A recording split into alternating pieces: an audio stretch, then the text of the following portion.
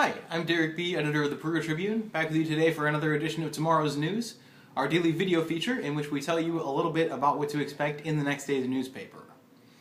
Today is Thursday, July 17th, 2014, so I'm here to tell you a little bit about what you can expect to read in the Friday, July 18th print edition of the Tribune or online tonight at perutribune.com. On our lead story, Chad Abshire has a report from a Miami Circuit Court where accused child molester John Minns appeared. He is now set for a trial in early January. He was arrested last December on charges of being involved with two underage girls. Really an unfortunate story, but we'll continue to track that as we get closer to the trial and a possible settlement in that case. On our display story, also from Chad, we have a report about the clowns of the Peru Amateur Circus. Chad got to go over Tuesday night and see them in action.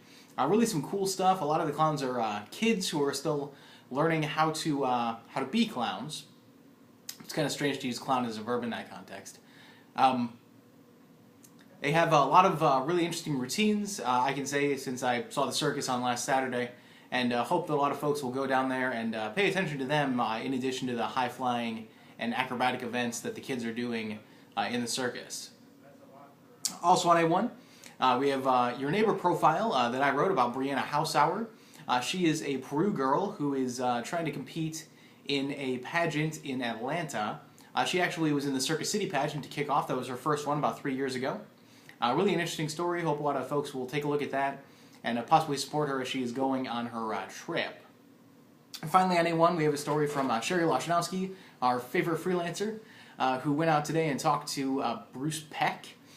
He is a man from North Carolina, but he came to Peru today to visit the Huey 319 Museum. I hope I'm getting that number right. He served in Vietnam and actually flew one of the helicopters that is in there. Like, not just the maker model, literally the same helicopter. So it's a really cool story. Really glad Jerry was able to be there and cover that for us, and I hope everybody enjoys it. Finally, on our sports page, we have two stories from Nick Roby. First is a preview of the Circus City basketball tournament this weekend. That's a 3-on-3 tournament that Peru coach Jim Metcalf is hoping will become a tradition.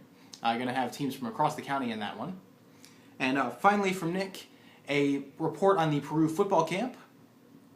He went out on Wednesday night and got to see Coach Bob Prescott and some of the kids working out there. In addition to teaching the really young kids, 1st through 8th graders, the fundamentals of football, also gives the high school athletes a chance to try their hand at coaching. As always, you can find all those stories in tomorrow's print edition of the Peru Tribune. You can find them online tonight at perutribune.com, and you can find links to them on our Facebook and Twitter pages, which are both Peru Tribune. Finally, you can find me and all of our reporters on Twitter. I will be out over the weekend, getting married, actually, believe it or not. Somebody is marrying me. So I will be out until Tuesday night. Well, I'll be back Tuesday morning, but my next video will be Tuesday night. Chad and Nick will have you covered. Until then, that's tomorrow's news. I'm Derek B. Have a great weekend.